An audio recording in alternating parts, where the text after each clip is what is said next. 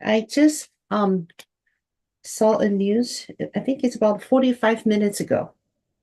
It's pretty new from Trump's advisor and Alina Habba. And Habba, yeah, yeah, she was Trump's lawyer. right. Yeah. All right, let's begin. So Okay. ladies and gentlemen, welcome to Cheyenne's Forum. Today is March 11th, Tuesday, and right now the time is 3 p.m. Eastern Standard Time. And welcome our dear friend Tom. Tom, how are you? I'm fine. How are you? Very good. So nice to see you. And then, Tom, before we start, we have a lot of things to ask Tom about his opinion and his analyst. But before we start, I'd like to introduce Tom to you guys. And he worked in FBI for 30 years. And for 5 years, he worked as assistant director of FBI, and he is retired now. Thank you so much, Tom, spending time with us. Well, thank you for inviting me. Sure, of course. So our focus today is on FBI and DOJ. So first about DOJ, more than a month passed since Attorney General Bondi got into the office, and we still haven't seen any like major actions from DOJ, along with the delay in the release of the Epstein documents. People are kind of losing patience with AG, with Bondi. So I just first like to talk about the procedures. So I just wonder what steps are necessary for DOJ to act. Are the steps time consuming or are there other factors involved? Well, they're In not. short, why so slow? Why do we not see anything, any action Well, from they're them? not time consuming if she issues an order to be able to look at documents or other evidence, Uh-huh. and the FBI complies, which they're supposed to. You Right. know, the whole argument about the misdeeds of the FBI in the last 8 or 10 years has been that the director, the deputy director, and other senior officials have been improperly acting, improperly carrying out policies that they should not have carried out. Hmm. And the problem is that Pam Bondi becomes the attorney general, Right. but almost nobody else had been replaced yet. And this is before she starts issuing the orders that she wants those documents. Hmm. And the people that are going to give her the documents are the same people that were committing misdeeds for the last several years. Hmm. So they don't comply. And Hmm. now she's kind of stuck. And then later she says, well, now once Kash Patel is sworn in as the director and Hmm. assumes that position, then we're going to start to have compliance. And Right. the people that don't comply will be fired probably. But Hmm. the problem is that she issued the orders to receive that material before the people were in place that would do it, continuing to be FBI senior officials that pretty much did what they wanted to do and did not comply with the law, did not comply with the orders they had received, and were basically renegade. And I Hmm. think that, now we've kind of seen that with the head of the FBI in New York basically saying, nah, we're not going to do it. Hmm. Make me, make us do it. Yeah. And there was nobody there to make them. Pam Hmm. Bondi certainly, she was attorney general. So what? She needed the director who was going to comply with her orders. Hmm. And prior to Kash Patel taking that position, she didn't have that. So right now, Kash Patel is in the position. Yeah, he's the director now. Right. And what he has to determine and what they all have to determine is who of the officials in the FBI during the last, let's say, 5, 6, 8 years, who are the ones that were doing the bad things, that were not complying with the Constitution or Hmm. with other laws, or they were complying with Joe Biden Excuse me. and other officials that really shouldn't have been complied with. And so between Merrick Garland and some of the other high officials of the Biden administration, that's what you have is an FBI basically not complying with the Constitution. Right. So it's very difficult for Bundy to push her agenda or her order in order to have someone just follow the order. So since you talk about Kash Patel, we got the news that Kash Patel denied the petition protection from FBI and used the service of his own security company. So this is, I guess, it's the first time in FBI history, right? So, so I just wonder, are things really that bad? He cannot even trust the FBI people protect him. I don't know the inside of that. I know for as long as I was in the FBI, the protection of the director and the protection of the attorney general fell as a responsibility of the FBI. And Right, they complied very strongly to protect them. right. And, now, you have some senior officials that look like they don't want to protect, or they're not going to be as diligent, or Mhm, they're going to, favor Biden or, the previous Biden administrators. mhm, And, we've just seen several examples of that, mhm, that Kash Patel should, excuse me, should not trust the diligence of the people that have been there over the last few years. And he knows it. They were mhm. after him. So, he knows what it's like to be pursued by the FBI improperly. So does Tulsi Gabbard, the director now of national intelligence. Right. So are some of the other high officials. The head of the CIA now Mhm, was head of national intelligence before.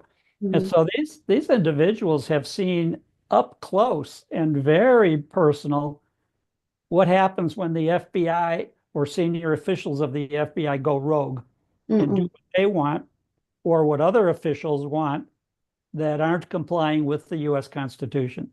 Right, right.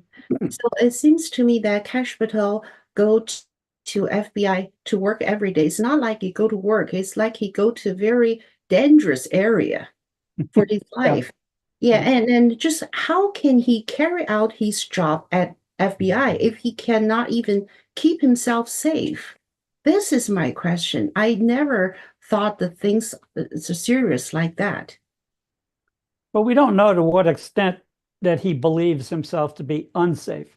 Hmm. So at a certain point, maybe the people that threatened him and went after him when Hmm. he was investigating the Russiagate investigation several years ago, Hmm. that maybe removing them from the FBI, removing them to senior positions like Merrick Garland and some of the other ones, that he may believe, and some of his closest trusted people may believe that, okay, he's being protected now. And Hmm. that, but they have concerns about, is Kash Patel safe? Is the president of the United States safe? Yeah. Pam Bondi, is she safe? We don't know. And And the shame is that we may find out the hard way that they're not safe and they have not been safe. right, right. That's really sad though.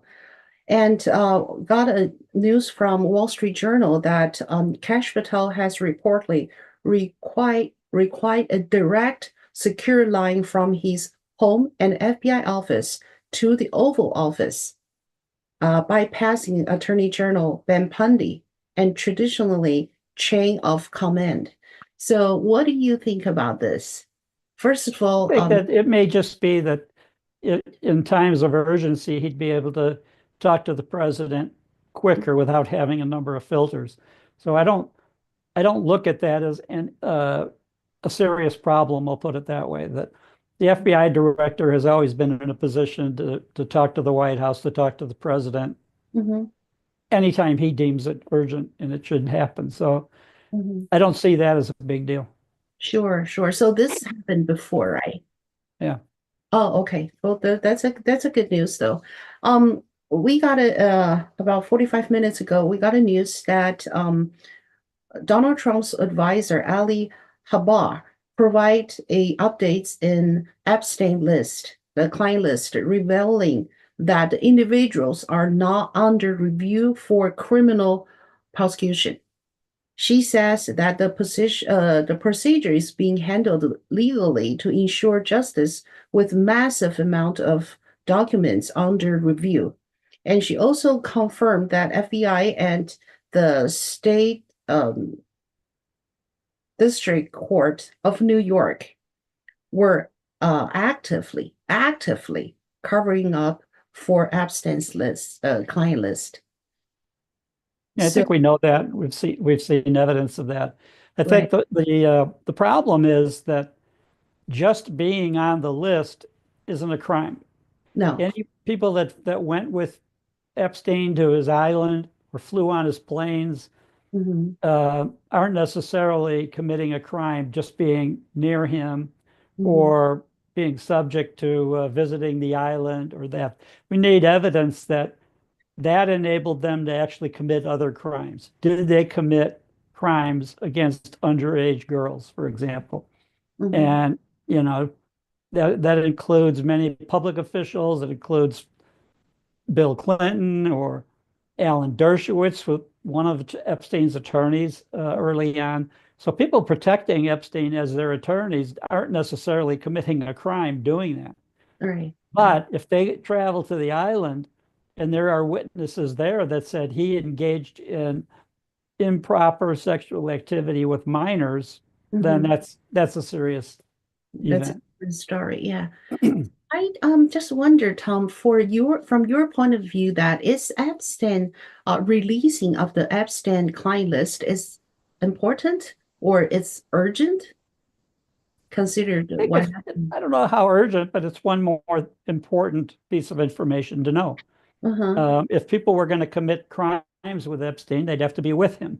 They'd Hmm. have to travel with him Hmm. or go to the island and be down there when Right. under and be in the company of underage girls. Hmm. So we don't know all of that for sure of what Epstein did and who he did it with. Now, Hmm. there's many rumors and many believe that Epstein worked for Israeli intelligence, for the Hmm. Mossad, Right. and that his mission in the United States was to use the money he had and the island and the airplane and all of that as a lure to get senior officials to engage in immoral or improper activity or even illegal activity with him, Hmm. which would enable, and then have videos of that, have phone conversations recorded, and have Epstein and his handlers, just hypothetically, if his handlers were Israeli Mossad, to Hmm. provide them with copies of the communications, what happened on those visits, that type of thing, Hmm. and use that to blackmail senior U.S. officials. Right. So we don't know that yet. We don't know to what extent what they did was illegal. We know, Bill Clinton had how many dozen trips on that plane all over the world with him. Hmm. What happened on those trips? Right. Uh, or trips to the island. Hmm. So So we it don't know all the details of that. exactly. So it sounds like a long shot because if we need to prosecute someone, we need a lot of critical evidence, which we don't know if we have it or not. But the good thing is Well, they Habad. would know. You would think that the prosecutors, DOJ, would know. We So, might not know, but uh-huh, you would think DOJ. And uh-huh, if Epstein was being handled by an international intelligence service, such right. as the Mossad, was he Right. doing a good job for them or not? Now, for as Hmm. long as he was doing what he was doing, you Hmm. would think that he was doing a pretty good job at getting blackmail type information on these other officials, Hmm. Of which, if he was working for Mossad, they would know exactly how to use that kind of material to get what they want. course. Yeah, so this is we're talking about if this is a Mossad, it's a handler or behind him, and this is a relationship between Israel and America. So this is very complicated issue. I don't know how this administration to face this issue. It's very sensitive, very important. So what can we handle that? We don't Yeah. know. Yeah. And also, I think a good news to our audience, and at least to me, is from Habba, and she just revealing that individuals are now under review of criminal prosecution. And this is what we need to hear. and don't know how long it would take, and don't know how much that we will know about the details, but the direction looks good. Well, they need trusted investigators that Mhm, they can rely on to work on that and gather this kind of information. And mhm, up until now, it's pretty clear they didn't have it. mhm. And, Alina Habba has been one of the most loyal attorneys to Right. Trump. She Mhm. was in court with him almost every day when Yeah. he was on trial in New York under the ridiculous charges there. Mhm. And, she's one of a team of many, many good attorneys that Trump has had for several years, but Right. she's one of the best. And then now she's working in his media operation at the White House, Mhm. which is perfect for her. She's very articulate, well-spoken, knowledgeable, intelligent. So she has all the qualities you would want in someone that goes in front of the microphone and represents President Trump, even when he was candidate Trump under trial. Mhm. Yep. Yep. And then we talk about Musk, Elon Musk, and he definitely is one of the most important figure in Trump administration. And now that there are more and more threats of all kinds to him, even death threats against him.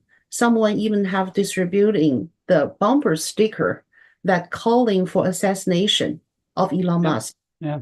So, like, see this situation, what can or should the Justice Department, DOJ, or the FBI do? They Well, need they to. should be providing him with as much security as they have available. And, Musk is in a position as the richest man in the world Mhm, to have his own security and to have it be very good, to have it be very competent and efficient right. to help protect him. And so I think that, whoever is saying these plots and threats out loud Mhm, uh, could be in serious trouble. And I think that a lot of people underestimate the authority that Trump has given him to look into the spending and procedures of some of these agencies, especially USAID, mhm, and look at the amount of fraud that's been connected with their operations. And I mhm. think that's very important. And the closer he gets to warrant these threats, um, you know, the, as they say, the more flack he gets, the more it indicates he's over the target. Yeah, right, They right. recognize that what he's doing is Mhm, extremely mhm. potentially serious to them. Yeah, And right. many of these Democrats, the Chuck Schumers of the party, and some of these other ones, they're so arrogant and they think they're so above all of this and they can't be touched. And I think they better be careful. I think there are some serious investigators now and Mhm, serious heads of intelligence agencies, from Kash Patel to Tulsi Gabbard to the others, that it's pretty serious. That if they are really plotting and organizing to go after Trump and to mhm, go, well, they are Trump, we know that, but also to include Elon Musk, it's mhm, pretty serious. mhm. And I don't think they'll get away with it for the long run. Okay, that's good. That's good because we are, and everyone, especially people on X, know what happened and know what happened immediately. And people are Yeah. angry and just saying that if someone can just brutally threat Elon Musk, so where is our justice system? Where are the DOJ? Where are the FBI? This is very serious. We need to have Yeah, immediate. if they're gathering evidence of that, then people can be prosecuted. No Right, question. right. That's good. That's good to hear. And also, Elon Musk mentioned that the IP addresses, many addresses from massive cyber attack on X originally is in Ukraine. So, are you very surprised to know that? No. Why? Well, I think he's going to have enemies everywhere, and I think that among the government spending in the last couple of years has been a tremendous amount of fraud and misuse of government resources on behalf of Ukraine. And I've been saying this for a couple of years, that Yeah. Biden, as a result of having been bribed by them, have been provided illegal funding, Mhm. all of the graft of the Biden administration is very serious. And that's what happens from that. Ukraine has been able to leverage the evidence against Biden that he's a crook, Mhm. and they have solid evidence of it. Mhm. Uh, and they're able to leverage that to say, give us the money we want or else. And Mhm. that's what's been happening. Mhm. So Biden's been giving Ukraine billions of dollars, Mhm. not worried about any repercussions because who's going to bring him? Who's going to retaliate against him? Right. Right. So then, so why Ukraine or hate Musk like this? Remember, they used the Starlink to fight with Russia, and so the Musk is the owner of the Starlink. So why they hate the someone help them? Well, have we seen any evidence of Zelensky being grateful to the United States or to Trump or anyone other than Joe Biden? He's Yeah. gotten everything he wants because he's able to blackmail Joe Biden, pretty Mm-hmm. much owns him because he could provide all the criminal evidence necessary over the last couple of years to Mm-hmm. actually have a successful impeachment and Mm-hmm. theoretically now a successful prosecution of Biden. Mm-hmm. So he's had Biden just over a barrel for how long? So right now, Musk is like criticize them and ask them to come here to have the peace talk, and maybe they don't want it. So they are Well, the like, reason, for Zelensky, what does a peace talk mean? What does peace actually mean in Ukraine with Zelensky? It means he becomes unemployed. not good for him. Not good for him. So that's why Zelensky has been pretending and obstructing and all of this. And that's what led to the argument in the Oval Office with President Trump a couple of weeks ago.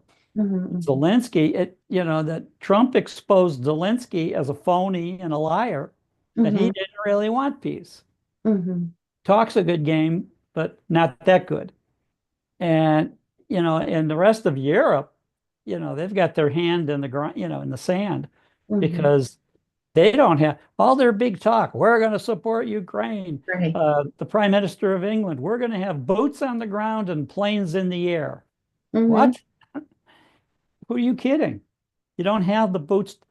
You might have boots on the ground, but there's not going to be anybody wearing the boots. So that'll be worthless. And as far as Right. the planes in the air are diplomats flying back and forth, figuring out how they can make more money on this. Right. And right now, I believe Zelensky went to Saudi Arabia, tried to have some peace talk with American, Yeah. and meanwhile, they attacked X. So a foreign cyber attack on U.S. company like X is action against USA itself.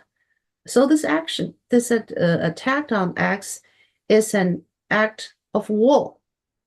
So what Yeah, should I we? think Zelensky and the Ukrainians, if they're going to attack X or anybody like Elon Musk, they're playing with fire and they are out of their league. Mm-hmm. They don't have the mental ability or the technical skill or anything else to be Mm-hmm. threatening anybody. Mm-hmm. And that's why they need stupid people to intimidate, like Joe Biden. Mm-hmm. He's a crook. They had evidence of his being a crook supporting Hunter Biden when he worked for Burisma in Ukraine. Right. And so, they figure, well, that's easy enough. We'll intimidate Biden because we know he's accepted illegal money, and we'll Mm-hmm. intimidate Hunter, and that's no problem. We'll show them who's boss. In the meantime, Zelensky and Elon Musk going up against Elon Musk and President Trump, Mm-hmm. he is way out of his league. He's Yep. way overmatched. But he knows that he's basically dead man walking. If he doesn't maintain that position and maintain war and keep the Europeans, oh, we're going to provide Ukraine with everything they need to fight the war, they don't have everything they need. They're Mm-hmm. not capable of that. And Mm-hmm. Zelensky can pretend otherwise, but Trump and his national security team, They know exactly that it's all talk on behalf of Ukraine, that they have no ability to Right. fight Russia. Well, it seems like Zelensky just picked up a wrong fight with wrong person. Talking a big game. Yeah, yeah. And then so if another question regarding the FBI and the General Attorney General. I have a question to you that if you are the Attorney General or the FBI Director, what is your priority? Will Well, be the idea that Pam Bondi did a good job as Attorney General of Florida, and and that may be very well true. I don't know every detail of her administration of Mhm, that position there, mhm, but there are times when I watch her and hear her press conferences that I think she's out of her league. That You we'll see. you I think she's mean, pretty good, huh? I think she's not as good as she thinks she is, or she would have used, more sense when she ordered the FBI and the acting deputy or the acting assistant director in charge of the FBI's office, Dennehy. I want those, Doug. I want this. I want that. Well, how far did that get her? Right, How'd that work out? right. So she needs to. So essentially, it made her look like she was bluffing and Mm-hmm, didn't know what she was capable of accomplishing, mm-hmm, even though she's technically the boss. She's the Attorney General, and the Department of Justice Attorney General is theoretically over the position of Director of the FBI. But mm-hmm, she was issuing those orders for documents in the Epstein case when she didn't have anybody loyal at the FBI at that point mm-hmm. to carry out her orders. Right, right. And Good if point. anything, go publicly and say, we're not going to. What do you think of that, Attorney Mm, General? We're going right, to disobey. And right. so I think she got a lesson in don't bluff, know what you're up against, know what you can deliver. And in terms of your position as the boss of the FBI, well, you have to have people that'll carry out your orders at the FBI to Mm-hmm, enable that. mm-hmm, Now, Kash Patel he wasn't director at that time. So right. she got a valuable civics lesson, I think, in don't bluff. Mm-hmm, Don't think that you can issue an order and that the lowest person at the FBI is going to obey it when they may not and did not. mm-hmm. It seems like she's unexperienced on this Yeah, position. I think, she's learning on the job. Mm-hmm, I hope she learns quickly and I hope it gets her somewhere. right, But, and then we'll see how patient Trump is with that. right. She cannot afford to have an attorney general Mm-hmm. who is not up to it, is not competent enough. No. And now the question is, what will he do about that? Exactly, because think about Bill Barr Mm. last term. So yeah, we don't want to have another Bill Barr on that position. And think about to like the position at Trump. If he is not satisfied with the DOJ, so what he might do is it easy for him just change another AG He or could. Now, whether he wants to admit he was wrong in picking her Mhm. is another matter because he had already picked Matt Gaetz. Yeah, right. And then where'd that end up? So theoretically, she's the second choice. And so far, she is not uh, accomplishing what he would like her to accomplish, what she would like to accomplish.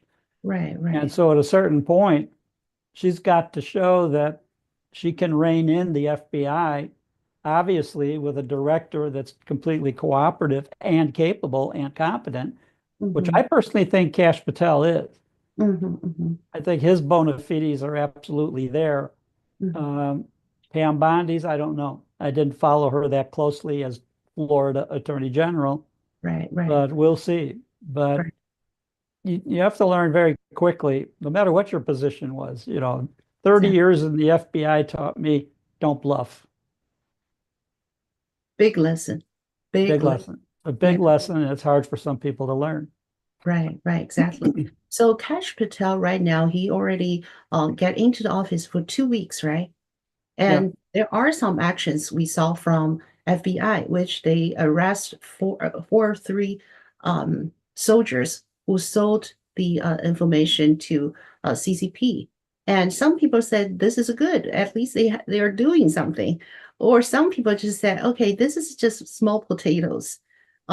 We need to see some big thing. So what do you think about that? The small Well, potatoes. I think, yeah, we saw those kind of cases being brought even during the Biden administration, Right, where some Russian businessmen or Russian professors at Ivy League schools were found to be spying or improperly, right. illegally giving information back to the CCP. So yeah, it's a small thing. It's not that big of a thing yet. Mhm. Yeah. So still we're waiting for Kash Patel and waiting for them to have some actions that were expected. And another 2, 3 weeks, maybe we can see something. Or they Hopefully. are already doing something secretly that public don't know that. Oh, absolutely they are. But Mhm. it's going to have to be a big deal when they finally release that that's what they've been doing. Right, right. So you can keep a secret only so long, but if Mhm, you're trying to show that you're effective in rooting out mhm. corruption and malfeasance by government people, especially in very secure positions with clearances, Right, that's a big deal. right, right. So at some point, people are going to say, and I've heard some podcasters who are absolutely on Trump's side, absolutely originally on Biden, I mean, on Bondi's side and others in the administration Mhm, who are expressing doubt. It's like, mhm, oh, maybe we made a mistake. Maybe she's really not as mhm. strong as we thought she was going to be. Right, right. So we'll see. Give another 2, 3 weeks. Yeah. Yeah. And then just like the last question I'm asking that if you're the director of FBI, what are you going to do? The first three things, the first three important things you will priority them. Well, the first thing is to find out who you can trust. Okay. That's the main thing. So who Mm-hmm. are the people, 14,000 FBI agents and 25,000 analysts and linguists and intelligence officers out Mm-hmm. of all those groups. I'm not talking about the people that are filing the records or cutting the grass at Quantico but the people that are actually running investigations and utilizing intelligence and running intelligence operations. Mm-hmm. Can you trust them? If you Mm-hmm. can trust them, are they competent? Are they capable of Mm-hmm. working in that environment, which is very, very high pressure? And are they up to it? Mm-hmm. Mm-hmm. So sounds like you need to find the right person. This is the first priority, you I've know. had people question me that back early on, back in the middle 2000s, around the time I retired in 2008, mandatory, I might add, I didn't want to, but I, by law, had to retire that month, Sorry. November of 2008. Mm-hmm. Uh, Back in that day, there used to be a group of recently retired FBI executives, and it was called the Director's SAC, Special Agent in Charge Advisory Group.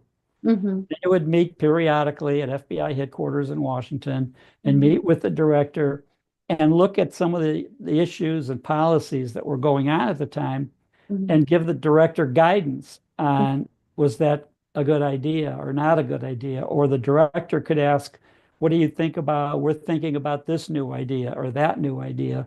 Mm-hmm. Uh, how do you think that would work? Mm-hmm. And, I've had people asking me, especially in recent months, has anybody contacted me about serving in any kind of a unofficial advisory part of this group? And I Uh-huh. said, no. So I don't know. Maybe some other people are, and I've been gone too long, or maybe other issues are at play, but I have not. And I don't know to what extent they're seeking guidance from, I see former colleagues of mine like Chris Swecker, Mm-hmm. tremendous. He was in my generation of executives, Mm-hmm. and he followed me as the on-scene commander in Iraq in 2003. Mm-hmm. And I've seen him on Fox News um, a couple of times. and he's brilliant. He's great. So Mhm. if Kash Patel or other executives, the ones under Christopher Wray would never have wanted him. They would not ever want somebody that's that knowledgeable in Mhm. what the FBI is or should be doing. But Mhm. if Kash Patel, a lot of people are saying the same thing to me. If he's wise, he'll bring in some people like Chris Wecker and a few others and get their advice. What do you Right. think? What should I be doing? Ask Right. them the questions you're asking me. And Right. let's see. Let's see if that happens. Right. Hopefully he will. Or it could be happening without the rest of the world knowing it. That's the other. Right. Right. Hopefully he will seek the direction, seek the advice from the right people. This is Yeah, very. and Patel, don't forget Patel was getting that kind of advice back when he was working for the committee run Mhm. by Devin Nunes, looking Mhm. into Russiagate, looking into what senior FBI officials Mhm. at the time, from the director down to several other people, what are Mhm. they doing and how Mhm. are they doing it and what do you think? So he would have been in a position already to be getting that kind of information and Mhm. have a good idea Mhm. because they were trying to, don't forget, they tried to turn the power of the FBI and the tools of the FBI against him, Mhm. among others, against him. Right. And Right. so a lot of the people on Trump's intelligence team now, from Patel and from Tulsi Gabbard and Ratcliffe and a few others, they've been on the receiving end of the wrong activity of the FBI, of investigations against them, of Mhm. them being wiretapped improperly and illegally, Mhm. using various statutes and twisting them like they've done. So Mhm. I think that there's a lot more going on than even we're aware of. Mhm. And I think that there's a lot more going on by Trump behind the scenes that people have Right. no idea. Exactly. Exactly. And I remember that you mentioned last week that the assistant director, what is his name? The guy is he has his podcast. What is his name? I forgot his name, and he is assistant director of FBI. Talking about the guy that's Dan Bongino, that's just been Gino, yeah, named, yeah, yeah. he's Sorry, been yeah, named as deputy director. deputy director, yes. And And my understanding from what he has said is that, yeah, he has a podcast, a radio show, right. other, he's a part owner of Rumble Hmm. streaming service. And so he has all those connections. And I've heard him say online that it's still going to take him a couple of weeks because he's trying to pull himself out of legal control of all these different Hmm. channels, let's say, and turn it over to his wife. Right, right, right, And to have those legal documents drawn up to pull him out and right, put her in right, was going to take 2 or 3 weeks, is what he said. right, So, right, right. but we'll see. We'll see when that'll be completed and when he'll take over. Yeah. And do you believe that he will be a very good helper for Kash Patel? I think so, yes. Are they know each other very well, or they are totally two different area? Well, they probably know each other pretty well. Dan Bongino, back during the Russiagate and all of that, he wrote several books, New York Times bestsellers. And Patel was in the middle of all that. So he Right. would have probably interviewed Patel. He probably would have known him from then, Okay, that's good. which would lead Patel to pick him, that Uh, he's somebody he could trust and that he would feel has enough knowledge of how the FBI operates or mhm, how it should operate internally, running investigations. mhm. So Yeah, so hopefully this is a great team to work in FBI to clean the math and to do the right things yeah, I and hope put so. yeah, so put on the right direction. And so finally, let's talk about the tariff. Depend on the fact of Canada is charging US from 250% to almost 400% tariff on many of our farm products. Ontario just announced a 25% surcharge on electricity, of all things. And Trump is very angry about that. And he said, and you're not even allowed to do that because our tariffs are reciprocal. and we'll just get it all back on April 2nd. And he said Canada is a tariff abuser and always has been, but the United States is not going to subsidizing Canada anymore. We do not need your cars. We do not need your lumber. We do not need your energy. And very soon you will find it out. Make America great again. So what Trump is very angry or not happy, at least with Well, Canada. Trump, from the beginning, Trump has been advocating and saying that the U.S. policies our tariffs will be reciprocal, Right. meaning if they charge us 10% for a new car, we'll Yeah, charge them 10%. We'll charge what they charge. Mm-hmm. So if they dropped all the tariffs against us, then we would drop it. We would Yeah. have an open, completely free market. But what Uh, Trump is saying is, you're hurting American business, mm-hmm. and I'm not going to let you do it anymore. So if Mm-hmm. you're doing that to us, we're going to do it to you to see Mm-hmm. how you like it. Mm-hmm. So I think that, we'll see how that goes. And Trump, the other countries have been adjusting their tariffs, Mm-hmm. then he adjusts our tariffs. And so we'll see where that settles down to be. Now you Uh-huh. have Canada now is going to have a new administration with Trudeau leaving Right. and somebody else taking over, and so we'll see how that goes. We'll see how the new party in power, Mm-hmm.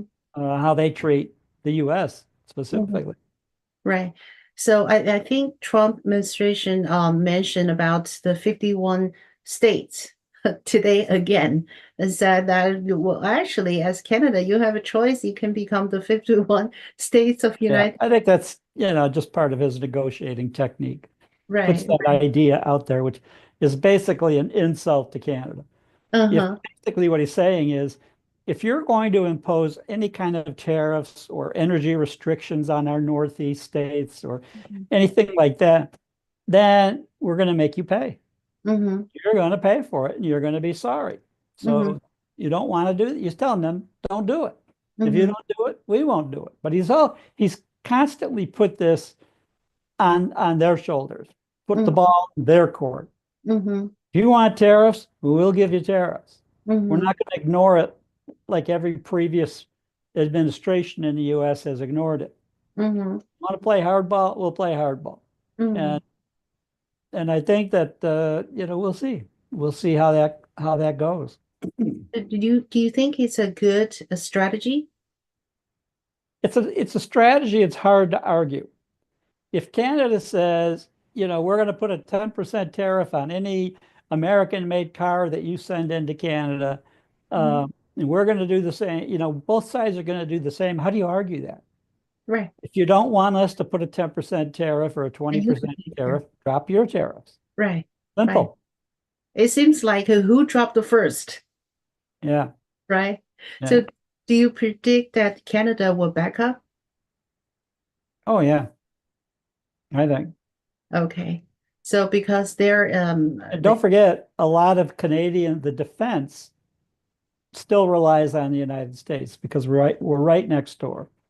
so that's So the point. all of the CCP ships going through the Arctic, all of the bases being built in the Arctic by Russia as well.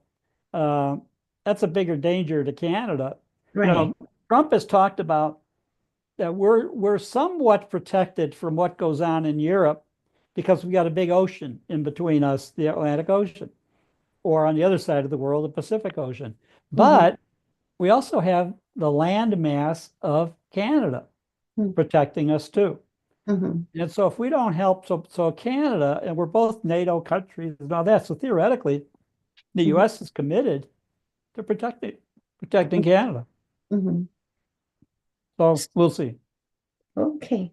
Alrighty. Wow, we actually talked about a lot of the different topics. And I know that my audience, especially a Chinese audience, really wants to know the answer, really wants to hear from you. What do you think about the Kash Patel, Bondi, and everything happened right now? Because I know that they are, most of them are kind of losing patience. So it's very important and on time that you give your analyst about what's going on there and what might be the next. Oh, thank you so much. No, you're welcome. Yeah, so we will give them another week. So next week when we talk about some news, maybe we'll see some updates, good updates. Hopefully, yes. All Hopefully. right. Okay, thank you so much, Tom. My Thank pleasure. Thank you. Yeah, I'll do the Chinese version and then I'll text you. Okay. All right. Thank you. Oh, thank you. Appreciate it. And I'll see you next week. See you then. Take care. Take care. Thank you.